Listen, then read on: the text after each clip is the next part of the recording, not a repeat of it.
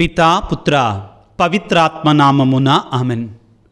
ప్రభునందు మిక్కిలి ప్రియ సహోదరి సహోదరులారా, సామాన్య కాలపు 14వ ఆదివార వాక్య పరిచర్యకి మిమ్మందరినీ ప్రేమతో ఆహ్వానిస్తున్నాను. మత్తయి శుభవార్త 11వ అధ్యాయము 28 నుండి 30 వరకు పవిత్ర వచనములు. భారముచే అలసి సొలసి ఉన్న సమస్త జనులారా, నా యొద్దకు రండు, మీకు విశ్రాంతి నొసగెదను. నా కాడిని మీరెత్తుకొనుడు. సాధుశీలుడననియు వినమ్ర హృదయుడననియు మీరు నా నుండి నేర్చుకొనుడు. అప్పుడు మీరు విశ్రాంతిని పొందుదురు. ఎలయనా నా కాడి సులువైనది, నా బరువు తేలికైనది. క్రీస్తునందు మిక్కిలి ప్రియ సహోదరి సహోదరులారా, ఈ వాక్యాన్ని మనం చాలాసార్లు ఆలకించాం. చాలా ఆదరణకరమైన మాటలు మనకి బాధలలో కష్టాలలో ఉన్నప్పుడు గొప్ప ఆదరువుగా, గొప్ప ప్రోత్సాహముగా, శాంతిని సమాధానాన్ని ధైర్యాన్నిచ్చేటువంటి ఆదరణకరమైన వాగ్దానపు మాటలుగా మనందరికీ కూడా అవి తోడ్పడతాయి. భారముచ్చే అలసి సొలసిన సమస్త జనులారా, నా యొద్దకు రండి, నేను మీకు విశ్రాంతినిస్తాను అని ప్రభువు పలుకుతున్నాడు. కానీ ప్రియ దేవుని బిడ్డలారా, చాలా సందర్భాలలో మనం ఆ తరువాత ప్రభువు పలికిన మాటలను మనం పట్టించుకోం. చాలా సమయాలలో మనం ఇక్కడతోటి మనం ఆగిపోతాం. ఆ తరువాత ప్రభువు మనకి ఇంకా ముఖ్యమైన సందేశాన్ని ఒకటి అందిస్తున్నారు. ఏమంటున్నారు ఆయన? నా కాడిని మీరెత్తుకొనుడు. మత్తయి శుభవార్త 11వ అధ్యాయము 29వ వచనము. నా కాడిని మీరెత్తుకొనుడు. సాధుశీలుడననియు వినమ్ర హృదయుడననియు నా నుండి మీరు నేర్చుకొనండి, అప్పుడు మీరు విశ్రాంతిని పొందుదురు. ఏమని చెప్తున్నాడు ప్రభువు?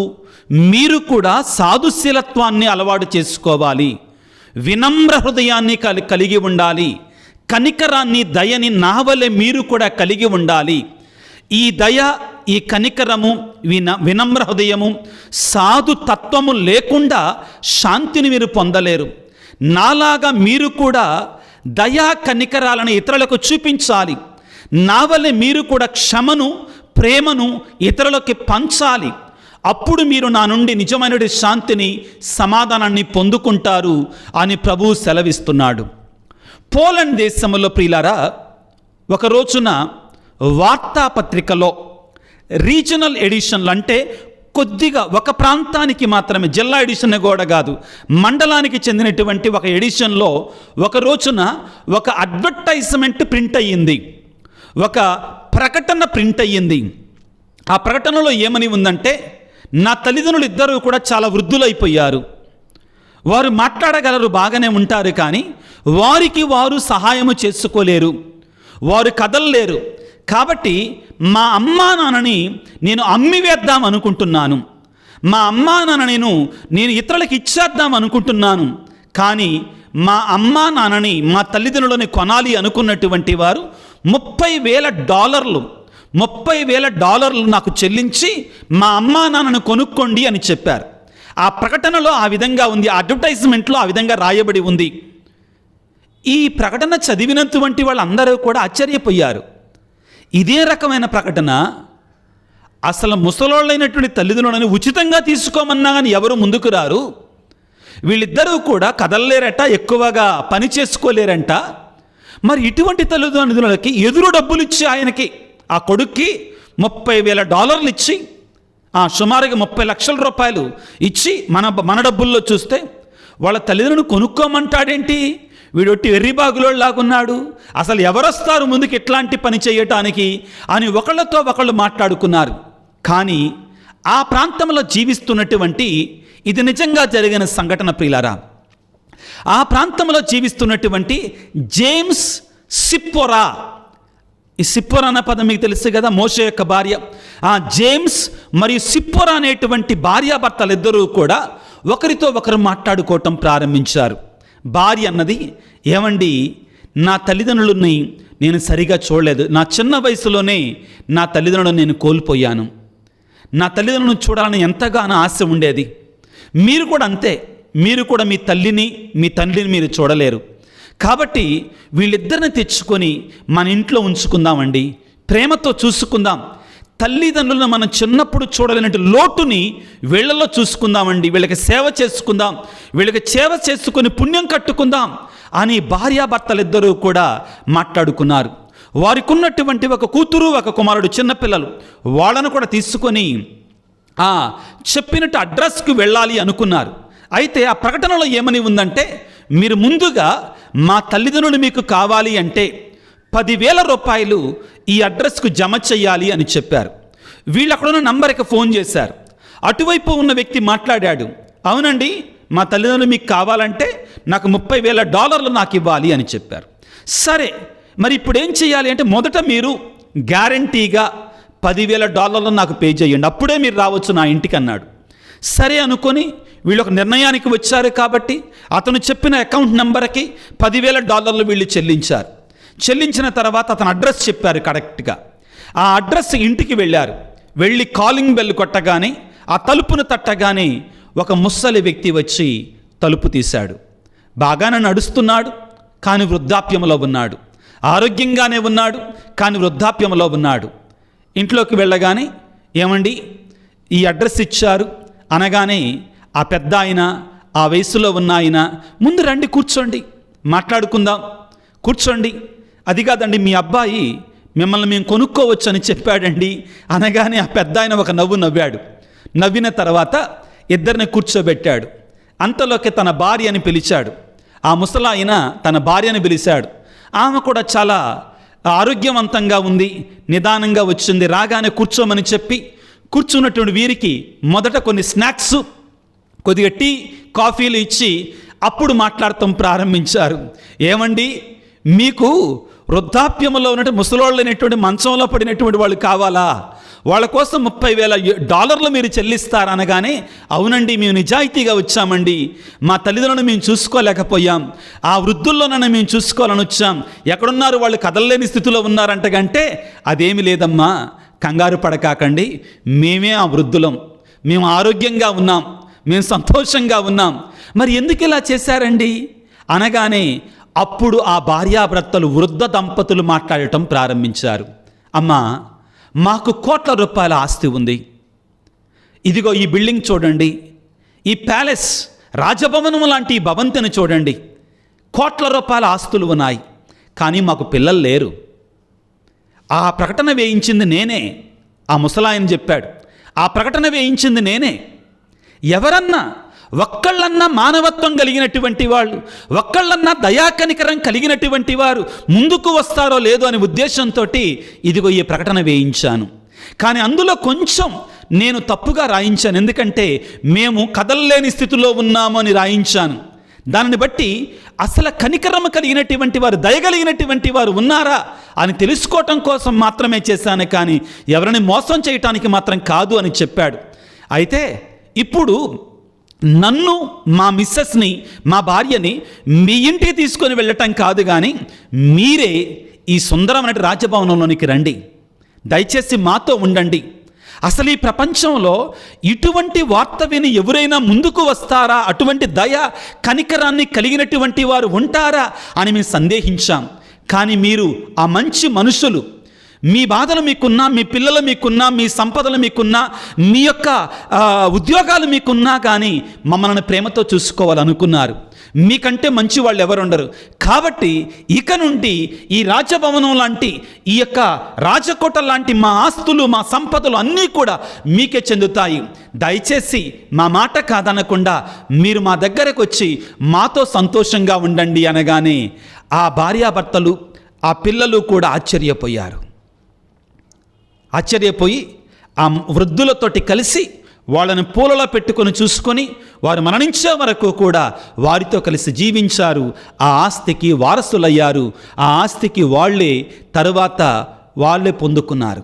మత్తయి శుభవార్త 11వ అధ్యాయము 29వ వచనములో, సాధుశీలుడననియు వినమ్ర హృదయుడననియు నా నుండి మీరు నేర్చుకొనండి అని పలకటము ద్వారా క్రీస్తు ప్రభువు తన బిడ్డలమైన మనము తన శిష్యులమైన మనము కూడా ఆయన వలె సాధుశీలత కలిగి, వినమ్ర హృదయాన్ని కలిగి, ఆయన వలె కరుణ కటాక్షాన్ని ఇతరులకి చూపించాలి.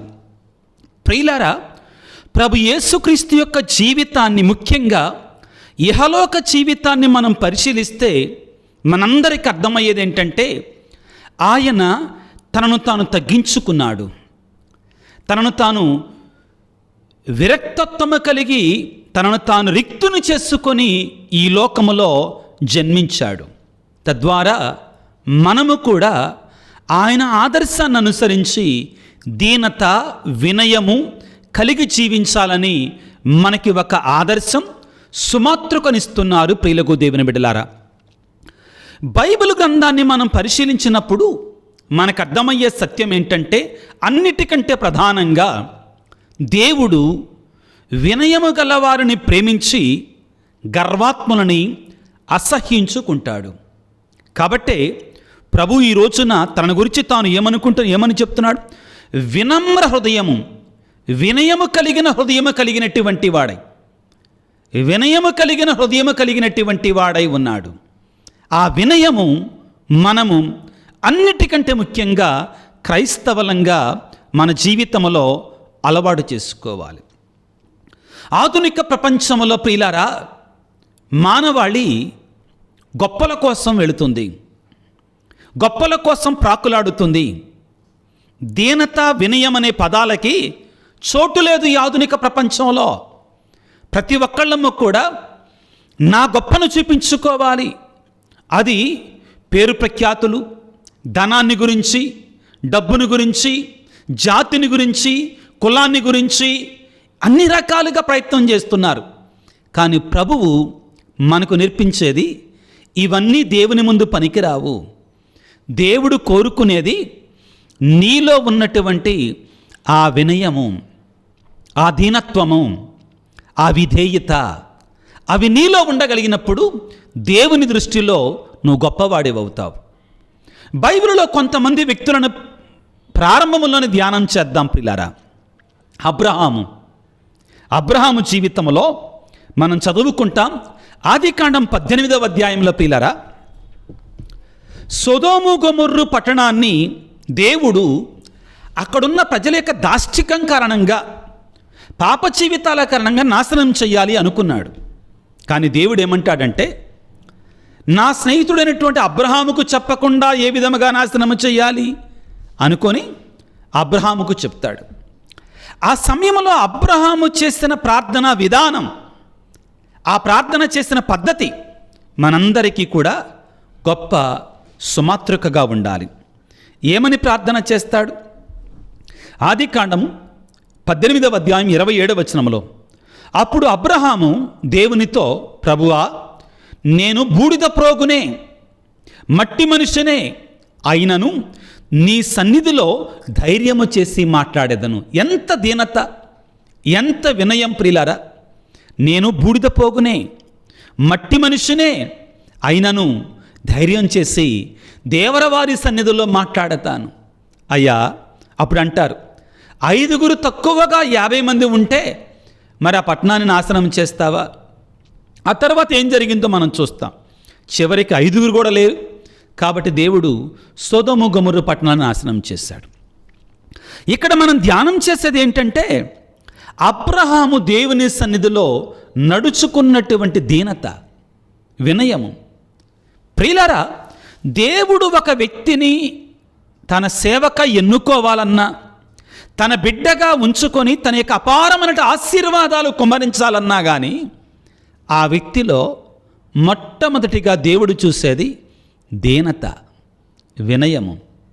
గర్వాత్మను దగ్గరికి రానివ్వడు. మోషే ప్రవక్త గురించి ప్రియులకు దేవుని బిడ్డలారా, మోషే దేవుడు ఎన్నుకున్నటి ప్రవక్తలందరిలో కూడా మహా గొప్పవాడు, మహా గొప్ప కార్యాలు చేశాడు. దేవునికి ప్రార్థన చేసి మన్నాను కురిపించాడు. ఎర్ర సముద్రాన్ని 2 పాయలుగా చీల్చాడు. ఫరో రాజు అంతటి వాడిని గడగడలాడించాడు. కానీ మోషేలో ఉన్నటువంటి అత్యంత గొప్పదైన దేవుడు మెచ్చిన గుణం ఏంటో తెలుసా? సంఖ్యాకాండము 12వ అధ్యాయము 3వ వచనములో దేవుడే పలుకుతున్న మాట ఇది మోషే గురించి. భూమి మీద సంచరించు నరులందరిలోనూ మోషే మహావినయవంతుడు. భూమి మీద సంచరించు నరులందరిలో కూడాట మోషే మహా వినయవంతుడు. కాబట్టే దేవుడు అటువంటి వారిని ఎన్నుకున్నాడు. పాత నిబంధన గ్రంథంలో, నూతన నిబంధన గ్రంథంలో దేవుడు ఎన్నుకున్నటువంటి పునీతులని, ప్రవక్తలని, రాజులని మీరు చూడండి. దేవుడి సన్నిధిలో దీనత కలిగి, వినయము కలిగి ఉన్నారు. ఎవరైతే ఎన్నుకొనబడినా కానీ ఇంకా గర్వంతో ఉన్నారో వాళ్ళు నాశనాన్ని కొని తెచ్చుకున్నారు. మనందరూ తెలుసు. సౌలు రాజు ఏ విధంగా దేవుని కృపను పొందవలసినటువంటి వాడు దేవుని యొక్క శాపానికి గురి అయ్యాడు. ప్రథమంగా మనం ఈ రోజున నేర్చుకోవలసిన సందేశం ఏమిటి అంటే ప్రియులారా, నీ దేవుడు నా దేవుడు అయినటువంటి యేసయ్య దీనత వినయము కలిగి, దయాగుణాన్ని కలిగి, ప్రేమ గుణాన్ని కలిగి ఆయన ఈ లోకములో సంచరించాడు, జీవించాడు. ఈ ఆధునిక ప్రపంచములో గర్వం, నేను అనేటువంటి దృక్పథంతో ఎక్కువగా వెళుతున్నట్టు ఈ లోకములో ఈరోజు ప్రభువు నేర్పించేది నా వలె సాధుశీలుడననియు వినమ్ర హృదయుడని మీరు నేర్చుకోవాలి. ఈనాటి సువిశేషాన్ని ధ్యానిస్తే మత్తయి శుభవార్త 11వ అధ్యాయము 25వ వచనం నుంచి ప్రారంభమవుతుంది. ఆ సమయమున యేసు ఇట్లు పలికెను, పరలోకమునకు భూలోకమునకు అధిపతివైన తండ్రి, విఘ్నులకును వివేకవంతులకును వీరిని మరుగుపరచి పసిబిడ్డలకు వీరిని బయలుపరచితివి కనుక నిన్ను స్తుతించుచున్నాను. అవును తండ్రి, ఇది నా భీష్టము, ఇది నీ కోరిక. ఏంటంట? విఘ్నులకు వివేకవంతులకు మరుగుపరచి పసిబిడ్డలకు వీటిని బయలుపరచితివి. చాలా జాగ్రత్తగా ఆలకించండి. విఘ్నులు, వివేకవంతులు, మేము తెలివైన వాళ్ళం, మాకు అన్నీ తెలుసు. వినండి జాగ్రత్తగా. మేము తెలివైన వాళ్ళం, మాకు అన్నీ తెలుసు అనుకున్నటువంటి వాళ్ళకి దైవరాజ్యాన్ని గూర్చిన రహస్యాలు ఎరుకపరచబడవు. ప్రభు సన్నిధిలో నాకేమీ తెలియదు అనుకున్న వారికే దేవుని యొక్క ఆశీర్వాదాలు, దేవుని యొక్క కృప. బిడ్డ, ఈ వాక్యాన్ని ప్రభువు పలకటానికి ముందుగా ఒక సంఘటన జరిగింది. దేవా, గొప్ప గొప్ప విజ్ఞానవంతులు అనుకునేటువంటి వారికి, వివేకవంతులు అనుకునేటువంటి వారికి దైవరాజ్యాన్ని గురించిన రహస్యాలు మరుగుపరచి సామాన్యమైనటువంటి తెలివి లేనటువంటి వారికి దైవరాజ్యాన్ని గురించిన రహస్యాలు ఎరుగుపరిచావు, కావున నీకు స్తోత్రాలు అనే పలికే దానికి ముందు ఏం జరిగింది? యేసు ప్రభువు కొరాజీను పురము దగ్గరికి, బెత్సాయిదా పురము దగ్గరికి వెళ్ళి దేవుని యొక్క సువార్తని, అద్భుతాలు చేశాడు. వాళ్ళు నమ్మలా. లోకానుసారమైన జ్ఞానముతో, గర్వముతో నిండిపోయి ఉన్నారు వారు. మాకన్నీ తెలుసు, ధర్మశాస్త్రం తెలుసు. మత్తయి శుభవార్త 11వ అధ్యాయం 20వ వచనములో, అప్పుడు యేసు తాను అనేక అద్భుతములు గావించినట్టు పట్టణములను ఖండింపనారంభించను. ఎలయన వారిలో హృదయ పరివర్తన లేదు. వారిలో హృదయ పరివర్తన లేదు.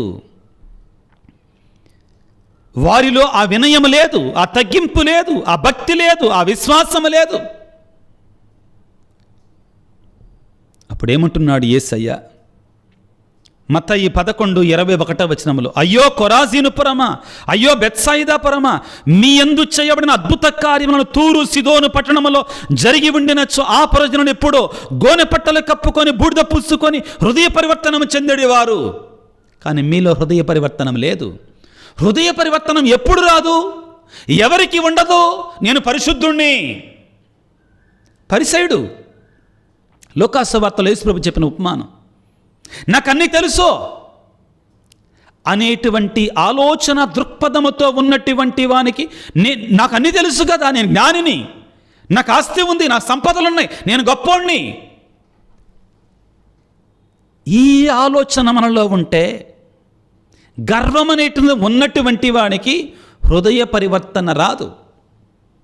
ఇది జరిగిన తరువాత అప్పుడు అంటున్నాడు, ప్రభు ప్రార్థన చేస్తున్నాడు, కొరాజీను బెత్సాయిదా పురాలలో అనేక అద్భుతాలు చేసినా కానీ వాళ్ళల్లో మారు మనసు లేదు, వాళ్ళు మారడం లేదు, వాళ్ళలో దీనత లేదు, వాళ్ళలో తగ్గింపు లేదు, వాళ్ళలో వినయం లేదు. దేవుని సన్నిధికి వచ్చి ఇది నా తప్పు, ఇది నా తప్పు, ఇది నా గొప్ప తప్పు అని గుండెలు బాదుకునేటువంటి దీనత లేదు. అప్పుడు అంటున్నాడు, సామాన్య ప్రజలు మారు మనసు పొందుతుంటే, తండ్రి విఘ్నులకు వివేకవంతులకు వినని మరుగుపరచి. చిన్నపిల్లలు అంటే చిన్నారి బిడ్డలు అంటే ఏంటి? అటువంటి స్వభావాన్ని కలిగి ఉన్నటువంటి వారికి వీటిని ఎరుకపరిచావు. దైవరాజ్య రహస్యాలు ప్రియులారా వినయవంతులకు, దీనాత్ములకే కానీ గర్వాత్ములకు కాదు. అది ఏ రూపంలో ఉన్న గర్వమైనా కానీ, ధనము, ఆస్తిపాస్తులు, పేరు ప్రఖ్యాతులు, అందచందాలు, జ్ఞానము, లేకపోతే వర్గము, కులము, జాతి, ఏదైనా కానీ గర్వము ఏ రూపంలో ఉన్నా కానీ అటువంటి వారికి దైవరాజ్యానికి సంబంధించినటువంటి రహస్యాలు ఎరుక చేయబడవు. ఈ మాటలు పలికి దాని కొనసాగింపుగా ప్రభు అంటున్నాడు, భారము చేయాలసి సలసి ఉన్న సమస్త దినులరా నా ఎద్దుకు రండి, నేను మీకు విశ్రాంతినిస్తాను. మత్తయి 11:28. మంచిదే, బాగుంది. యేసయ్య అంటున్నాడు, నా దగ్గరికి రండి, నీకు విశ్రాంతినిస్తాను. కానీ అక్కడ ఆగటం లేదే యేసు ప్రభువు. అక్కడ నుంచి ముందుకు వెళుతున్నాడు. అక్కడ ముందు కొనసాగింపు ఉంది. మీరు నా నుండి నేర్చుకోనండి. ఏమని? సాధుశీలుడననియు వినయము కలిగిన హృదయము కలిగినటువంటి వాడిని నా నుండి మీరు నేర్చుకోవాలి.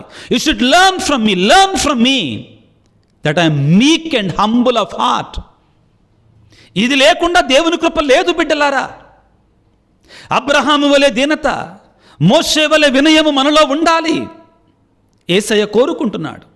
అదే చిన్నపిల్లలంటే ఆ మనస్తత్వాన్ని కలిగి ఉన్నటువంటి వారు అని మనం గుర్తుంచుకోవాలి. యాకోబు పత్రిక 4:6 దేవుడు గర్విష్ఠులను అసహించుకొని వినయము గలవారిని తన కృపను అనుగ్రహిస్తాడు. గర్విష్ఠులను విసర్జించి అసహించి వినయము గలవారిపై తన కృపను అనుగ్రహిస్తాడు. మత్తయి శుభవార్త 23:12 తనను తాను తగ్గించుకొనివాడు హెచ్చించబడను, తనను తాను హెచ్చించుకొనివాడు తగ్గించబడను. ఇదిగో కీర్తన 25:9 పిల్లరా, యావే వినయము గల వారికి తన మార్గములను బోధిస్తాడంటండి, తన సత్యాలు ఎరుకపరుస్తాడంటండి. వినయము గల వారికి తన మార్గాలు బోధిస్తాడు, తన సత్యాలు ఎరుకపరుస్తాడంటండి. లూకా 1:52 మన తల్లి అయిన మరియా పాడిన స్తోత్ర గీతములో ఏమని పలికాడు? దీనులను ఆయన లేవనెత్తి గర్వాత్మలను ఆసనలను పడద్రోయును అని పలుకుతున్నాడు. జాగ్రత్త బిడ్డలారా, ఈ గర్వాన్ని ఆది పాపం అంటారు. గర్వం, దాన్ని మన దగ్గరికి రాకుండా చూసుకోవాలి క్రైస్తవలంగా. ప్రియులకు దేవుని బిడ్డలారా, ఈనాటి మొదటి పట్టణములో కూడా ఇదే అంశం మనకు కనబడుతుందండి. జకరియా గ్రంథం, దీన్ని మనం క్రిస్మస్ కాలంలో కూడా చదువుకుంటాం, ఆగమన కాలంలో కూడా మనం చదువుకుంటాం పిల్లరా. జకరియా గ్రంథము 9వ అధ్యాయము 9-10 ఈనాటి మొదటి పట్టణ ధ్యానాంశం ప్రియులారా. సియోను కుమారి నీవు మిగుల సంతసించుము, యెరూషలేము కుమారి నీవు ఆనందనాదము చెయ్యము. ఇదిగో నీ రాజు నీ చెంతకు వచ్చుచున్నాడో, నీ రాజు నీ చెంతకు వస్తున్నాడో. సియోను కుమారి ఆనందించు. అతడు జేతయు జయశీరుడై విజయమును చెయ్యును, అతను వినయాత్ముడై. ఈ మాట ఈరోజు వాక్య పఠనాలకి కేంద్ర బిందువు. ఆ రాబోయే మెస్సయ్య, ఆ రాబోయే యేసయ్య, వాగ్దానము చేయబడినటువంటి లోకరక్షకుడు ఏ విధముగా వస్తాడు? వినయాత్ముడై గాడిదపై ఎక్కివచ్చును, గాడిద పిల్లపై ఎక్కివచ్చును. మ్రాని కొమ్ముల ఆదివారము రోజున ప్రిలరా యేసయ్య గాడిద పిల్లపై ఎక్కి యెరూషలేమనటి సియోను కుమారి దగ్గరికి వెళ్ళాడు. తాను గాడిద పిల్లపై ఎక్కి రావటం ద్వారా గాడిద అనేటువంటిది ఆ కాలంలో దీనతకి, వినయానికి గుర్తుగా ఉంది.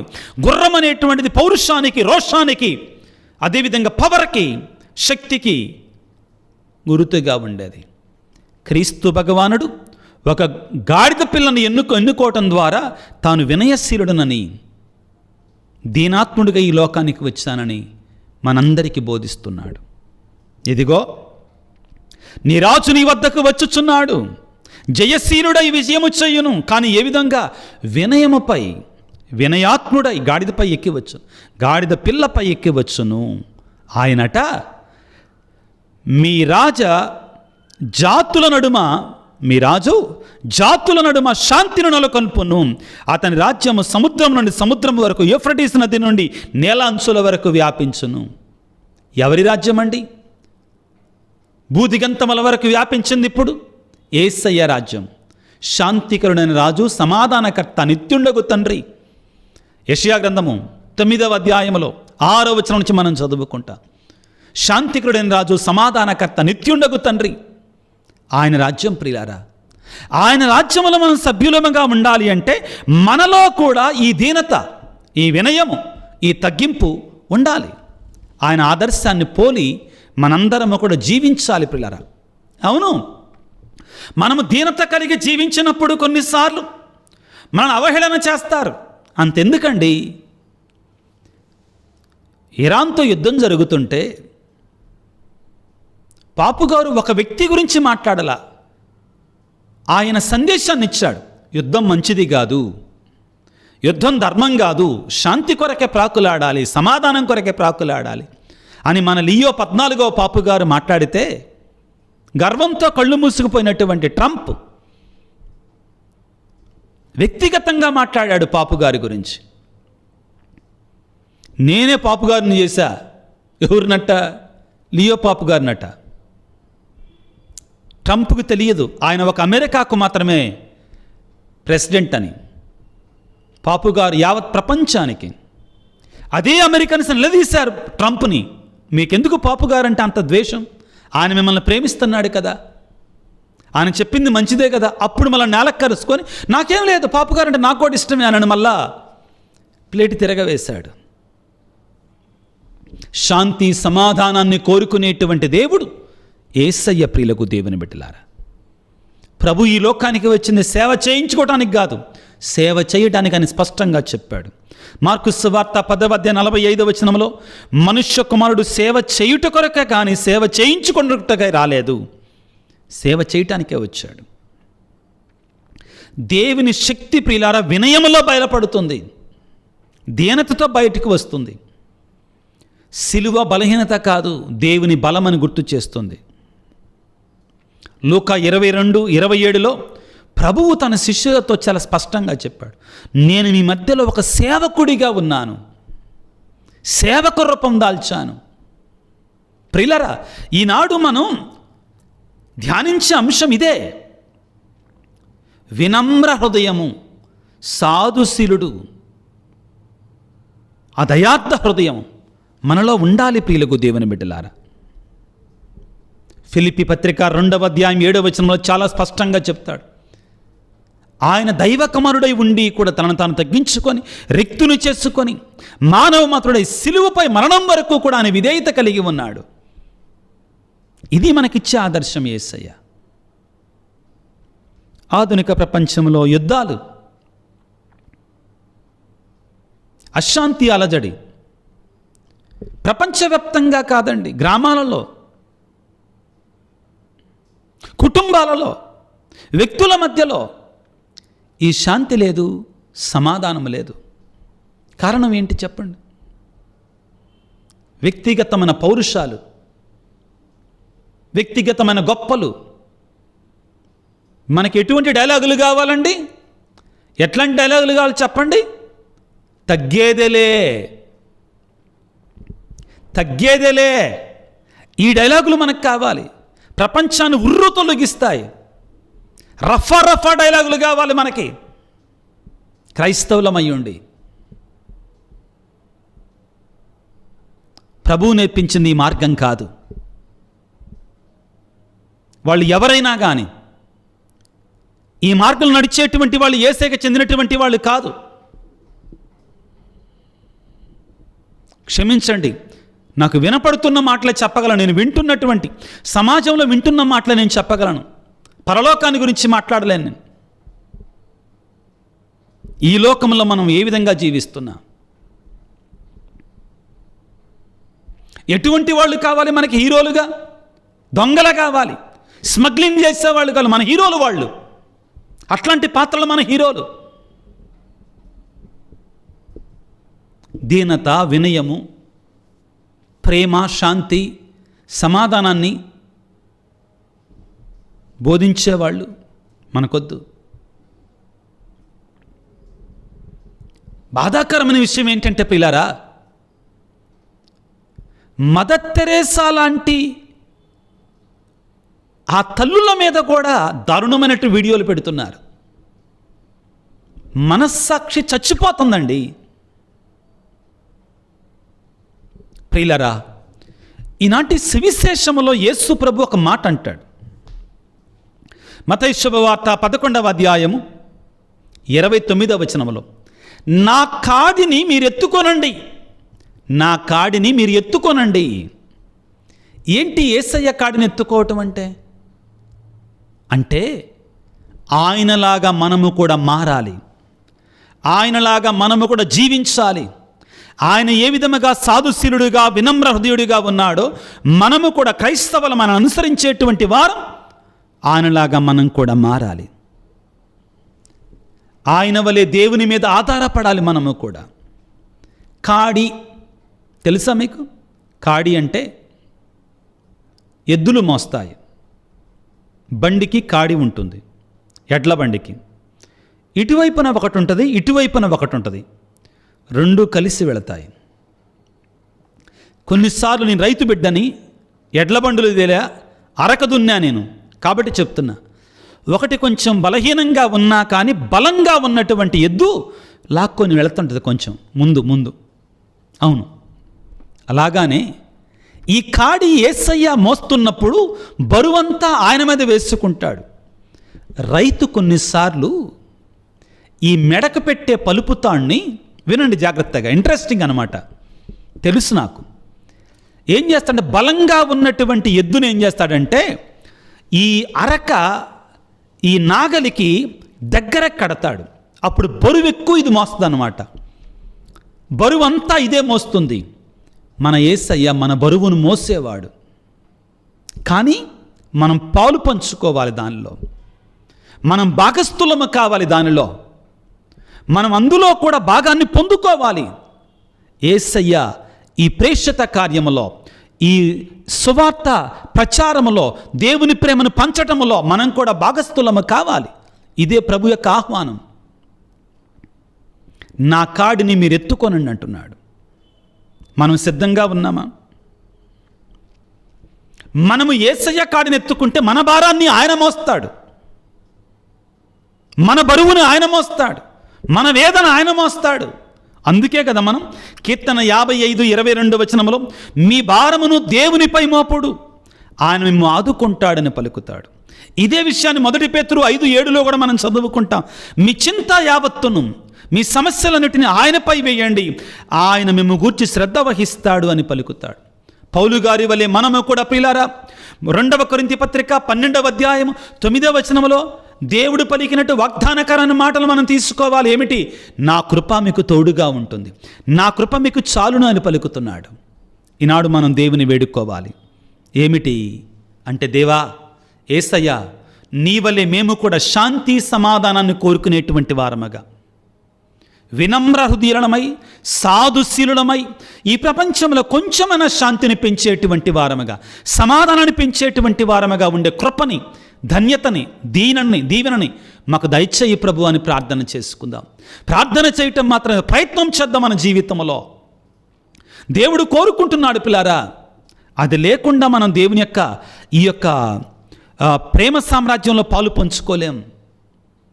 ప్రభు అంటాడు కదా, కంటికి కన్ను పంటికి పన్ను అనుకుంటే కళ్ళు లేనటువంటి వారు, పళ్ళు లేనటువంటి వాళ్ళే ప్రపంచంలో మిగులుతారు. కానీ ప్రభు ఏమంటున్నాడు? మత్తయి శుభవార్తలో చాలా స్పష్టంగా ఏమని పలుకుతున్నాడు? 6వ అధ్యాయములో 5వ అధ్యాయములో, నేను మీతో ఇప్పుడు చెప్పున్నదేమనగా మీ శత్రువులను ప్రేమించండి, మేము హింసించు వారి కొరకే ప్రార్థించండి. అప్పుడు పరలోకమందున మీ తండ్రికి మీరు తగిన బిడ్డలు కాగలరు. ఇది సాధుశీలత కలిగి ఉండటం అంటే, ఇది వినమ్ర హృదయం కలిగి ఉండటం అంటే. ఏమంటున్నాడు? మీ శత్రువులను ప్రేమించండి, వారి కొరకే ప్రార్థించండి, అప్పుడు మీరు పరలోకమందున మీ తండ్రికి తగిన బిడ్డలు కాగలరు. ప్రార్థన చేసుకుందాం బిడ్డలారా. గుర్తుపెట్టుకుందామండి, మొన్న ఈ మధ్యలో ఒక ఇంటర్వ్యూ చేస్తానండి నేను, కె శ్రీనివాసరాజు గారిది. అదేదో పాడ్కాస్ట్. ఆయన ఎక్కువ మనకు తెలియదండి, కానీ మన తెలుగు నాట చాలా గొప్ప సక్సెస్ పొందిన వ్యక్తి, చాలా గొప్ప సక్సెస్ పొందిన వ్యక్తి. చాలా ఇంపార్టెంట్ అండి ఇది. ఒక పాడ్కాస్టర్ అది వీడియో తీశాడు. శ్రీనివాసరాజు గారు చాలా గ్రేట్ బిజినెస్ మ్యాన్. కొన్ని వేల కోట్ల రూపాయల ఆస్తులు ఉన్నాయి ఆయనకి. ఆయన మాట్లాడుతూ ఒక మాట వాడాడండి, చాలా గొప్ప మాట. మర్చిపోయి అసలు విషయం ఏంటంటే, TV9 రవిప్రకాష్ ఉన్నారు కదా, ఆయన చేత ఆ TV9 ఛానల్ పెట్టడానికి వెనక ఫండింగ్ అంతా ఏందేనంటండి. నాకు తెలియదు అవన్నీ కూడా. నేను ఎట్లాంటి పాడ్కాస్ట్లు వింటుంటాను, జ్ఞానంతో నిండినటువంటివి. ఆయనట ఆ తర్వాత ఈయన పెద్ద వ్యాపార ప్రపంచంలోనికి వెళ్ళిపోయారు. ఇప్పుడు చాలా కోటీశ్వరుడు, వేల కోట్ల రూపాయల ఆస్తులు. ఆయన ఒక మాట చెప్పాడు, అన్నిటికీ ఎక్స్పైరీ డేట్ ఉంటుంది, అన్నిటికీ ఎక్స్పైరీ డేట్ ఉంటుందండి అన్నాడండి అని వివరించాడు. నేను ఒకప్పుడు 100 సంవత్సరాలు కూడా కాటల్లా, గోల్కొండ సుల్తాన్ రాజు మహారాజు ప్రపంచంలో అత్యంత ధనవంతుడు అంటండి ఒకప్పుడు. ఎప్పుడు 100 సంవత్సరాలు కూడా కాటల్లా, ప్రపంచంలో అత్యంత ధనవంతుడు అంటండి. ఈ రాజుగారు శ్రీనివాసరాజు గారు అంటారు, వాళ్ళల్లో ఒక్కడనన్నా కలవాలని ప్రయత్నం చేశాను నేను, కానీ వాళ్ళు ఇప్పుడు ఎవ్వరూ లేరన్నాడండి. వాట్ ఎ పిటీ అని ఆయన అంటాడు. అన్నిటికీ ఎక్స్పైరీ డేట్ ఉంటుందండి. ఈరోజు నేను పెద్ద కోటీశ్వరుని కావచ్చు, కొన్నాళ్ళగిన తర్వాత నేను బికారివాణ్ణి కావచ్చు, నాకేమీ లేకుండా పోవచ్చు. గోల్కొండ మహారాజు గురించి, గోల్కొండ రాజు దగ్గర ఆనాడు ఒక 100 సంవత్సరాల క్రితం ప్రపంచంలో ఎక్కడా లాంటి వజ్రాలు హైదరాబాద్ గోల్కొండ సుల్తాన్ దగ్గర ఉండాయంటండి. చాలా కనువిప్పు కలిగించే సందేశం అండి ఆయన చెప్పింది. వాళ్ళ కుటుంబ సభ్యుల్లో ఒక్కళ్ళనన్నా కలవాలనుకున్నానండి, నాకు దొరకలేదండి, ఎంత ప్రయత్నం చేసినా లేరు వాళ్ళు అని అన్నాడండి. వట్టి పిటి అని పలికి, అన్నిటికీ ఎక్స్పైరీ డేట్ ఉంటుంది. ఎవ్వడూ శాశ్వతం కాదు ఈ భూమి మీద, ఏ సామ్రాజ్యం శాశ్వతం కాదు. అలెగ్జాండర్ లాంటి వాడు కూడా గతించిపోయాడు, నెపాలియన్ లాంటి వాడు కూడా గతించిపోయాడు. అవి చరిత్ర పుటల్లో పుస్తకాల్లో చదువుకోవడానికి మాత్రమే ఉన్నాయి. అలానే మనం గర్వంతో ఉండి ఏమి సాధించలేం. కత్తులు తీస్తాం, యుద్ధం చేస్తాం, సవాలు చేస్తాం, ఉపయోగం లేదండి, ప్రయోజనం లేదు. నెపోలియన్ అంతటి వాడే, మేము కత్తితో ప్రపంచాన్ని గెలవాలనుకున్నాం, కానీ ప్రపంచంలో ఒక ఆయన ఉన్నాడు, ఆయన ప్రేమతో, శాంతితో, సమాధానంతో ప్రపంచాన్ని గెలిచాడు. ఆయన సామ్రాజ్యం 2000 సంవత్సరాల నుంచి ఇంకా ముందు కొనసాగుతూనే ఉంది. మేము కత్తితో ప్రారంభించిన సామ్రాజ్యాలు ముగిసిపోయాయని పలికాడు. చాలా గొప్ప సందేశం ప్రియులారా. ఈనాడు ప్రభువుని వేడుకుందాం, అయ్యా నీలాగా ఆ సాధుత్వం, ఆ వినమ్ర హృదయం మాకు నేర్పించయ్యా. మేము అలవాటు చేసుకున్నట్లే మమ్మల్ని దీవించండి, మాకు ఆ బలాన్ని ఇవ్వండి. ధైర్యంగా ఉండటానికి బలం అవసరం లేదండి, తగ్గింపు కలిగి ఉండటానికి శక్తి కావాలి. పగ తెచ్చుకోవటానికి బలం అవసరం లేదండి, క్షమించటానికి బలం కావాలి. దీనతగా ఉండటానికి నిజమైన శక్తి అక్కడ ఉండాలి. తల వంచి ప్రార్థన చేసుకుందాం. సర్వశక్తిమంతుడా, సర్వోన్నతుడా, ప్రేమామయుడా, ఈనాడు మీరు భారముచే అలసి సొలసి ఉన్న సమస్త జనులారా నా ఎద్దకు రండని పలికి, మీరు నా కాడినెత్తుకొనండి, సాధుశీలుడననియు వినమ్ర హృదయుడనను నా వద్ద నుంచి మీరు నేర్చుకొనండి పలుకుతున్నారు. ప్రభువా, ప్రపంచమంతా కూడా శాంతి సమాధానం లేదు. కారణం మానవులమైన మేమే పగలతో, ద్వేషాలతో, గర్వముతో ఒకరి మీద ఒకరం పగతో ద్వేషంతో రగిలిపోతున్నాం. మమ్మ క్షమించండి తండ్రి. కానీ సకలాన్ని కలిగిన సర్వశక్తిమంతుడైన నీవు మాత్రం నీవు రిక్తుని చేసుకొని తగ్గించుకొని ఈ లోకానికి వచ్చావు. దీన మనస్కుడిగా, సాధుశీలుడిగా, వినమ్ర హృదయుడిగా నువ్వు జీవించి మాకు ఒక ఆదర్శాన్ని ఇచ్చావు. మీ ఆదర్శాన్ని అనుసరించి జీవించటానికి కావాల్సిన శక్తిని మాకు దయచేయండి. మాలో ఉన్న ప్రతి గర్వపు అంశాన్ని తీసివేయండి, ప్రతి పాపపు అంశాన్ని తీసివేయండి. దీనత, వినయము, తగ్గింపు కలిగి జీవించి నీకు ఇష్టమైన బిడ్డలుగా, ఇతరులను ప్రేమించే వారముగా మాకు సహాయం చేయండి తండ్రి. ఈనాడు ఈ వాక్య పరిచయలో పాల్గొంటున్న నీ బిడ్డలందరినీ దీవించండి. నీ పరిశుద్ధాత్మ శక్తితో నింపండి, అభిషేకించండి.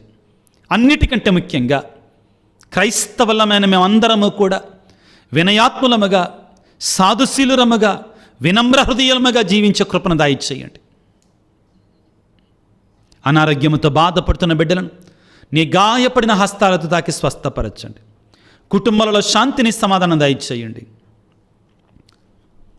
వివిధ అవసరతలతో, కోరికలతో మా కొరకు ప్రార్థించండి అని అడిగిన బిడ్డలందరినీ కూడా దీవించి ఆశ్రయించి కాపాడమని, ఈ పరిచర్య కొరకై సహకారాన్ని అందిస్తున్న బిడ్డలను ప్రత్యేకంగా దీవించమని మనాదురైన క్రీస్తు ద్వారా వేడుకొనిచున్నాము తండ్రి. ఆమెన్. ప్రభువు మీతో ఉందురుగాక, మీ ఆత్మతో ఉందురుగాక. సర్వశక్తిగల సర్వేశ్వరుడు పిత, పుత్ర, పవిత్రాత్మ మిమ్ము మీ కుటుంబాలను చల్లగా దీవించి ఆశీర్వదించి కాపాడుదురుగాక. God bless you. దేవుడు మీ దీవించుగాక. ఆమెన్. ప్రియులకు దేవుని బిడ్డలారా, ఇటువంటి గొప్ప సందేశాలని ఒక మెసేజ్ ఉంచి, ఒక లైక్ చేసి, ఒకసారి హైప్ చేసి ముందుకు ప్రమోట్ చేయవలసిందిగా, అది మీ కాంట్రిబ్యూషన్గా భావించవలసిందిగా మనవి చేస్తున్నాను. అందరికీ ప్రభునామములో వందనాలు.